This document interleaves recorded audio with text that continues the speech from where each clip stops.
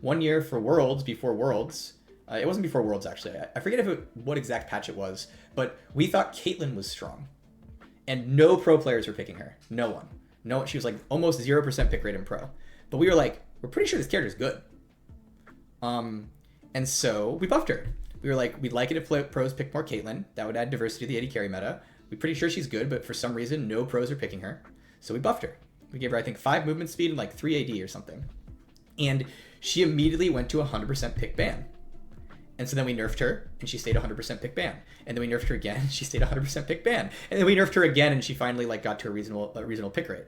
But the point of this story is, Caitlyn ended up being weaker than when we buffed her, and still being massively picked.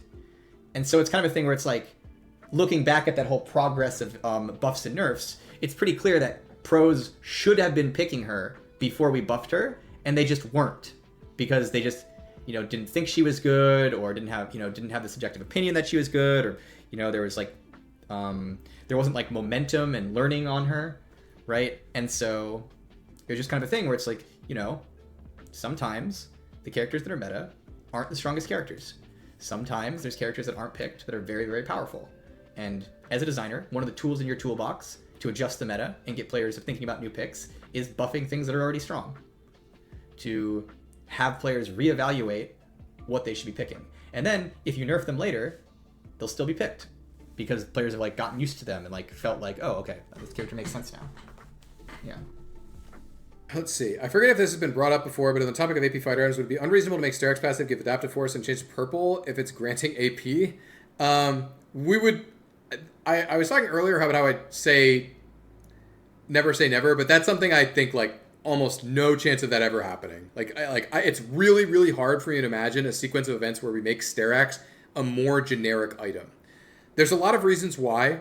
One of the big ones is that I like, from the perspective of most of the people who've worked on the items, maybe all of the people who have ever worked on the fighter item system, Sterak's is actually too load bearing for the AD fighter system, and we should generally make changes to make Sterak's less necessary for fighters, right? Sterak's was originally designed, I'm not saying this is how it is right now, but it was originally designed to be a juggernaut item, right? Not an item for people like Jax or Fiora. It was originally intended, one of the reasons why it gave base AD on the original version was that it was supposed to be bad for champions that largely have bonus AD ratios, right? And it was supposed to be less load bearing for the AD fighter system. And Death's Dance was supposed to be the sort of other piece of that system to cover that need for the lighter fighters, right? The Jaxes, the Fioras, the Rivens of the world, right? And that never really worked out that way, right? Except when Death's Dance was like a ludicrously overpowered item, right? Now, I want to be clear. I'm not saying this is reality, but I am saying over time, it would be ideal if we moved to a place where Sterak's was less ubiquitous, because Sterak's is an extremely, extremely powerful and disruptive item. And the reason why it can be allowed to functionally give you a brief period of invulnerability is that it scales with health purchases, which like you shouldn't have too much of if you're a super mobile champion, right? This is why we have to tune a lot of our champions that are super mobile away from some of these tankier builds, right? Like, go look at Ambessa's ratios and ask why they're like this. It's so that she doesn't buy a Sterak's. Because if she's that mobile and also, able to get Sterak's at the same power level that Darius is, something is wrong with the system. Like, something is wrong with the game, right? Where Ambessa is like chaining dashes on you and also invulnerable for a couple of seconds whenever you get her low, is like, well, Darius can have that because he can't dash on you. Ambessa can't, right? Or at least not at the same power level, right? So, anyway, in general, we definitely do not want generic AP champions to have access to an effect like Sterak's. And Mordekaiser could. I think Mordekaiser having it is totally reasonable, which is one of the reasons why he can have an AD ratio. But Gwen having it is really scary, right? Because Gwen is the analog to like the Fiora of the AP fighter system. And we definitely don't want Fiora buying a Sterak's, in much the same way that we wouldn't want Gwen buying a Sterak's. But in this system, it's a lot harder for us to stat bind AP champions than it is ADs. Because the AP system has fewer stat differentiators, right? The AD system has AD, HP, resistances, health. I said health twice. But then it also has these effects that are, spell skewed or auto skewed. We have less of those distinctions to make in the AP fighter system because the AP fighter items have to support more champions, right? Riftmaker has to be able to support both Gwen and also Mordekaiser. We don't actually have that problem in the AD fighter system to the same extent because we just say, yeah, Fiora, you're going to buy a Ravenous Hydra, right? You get no health from this item. It doesn't make you tankier.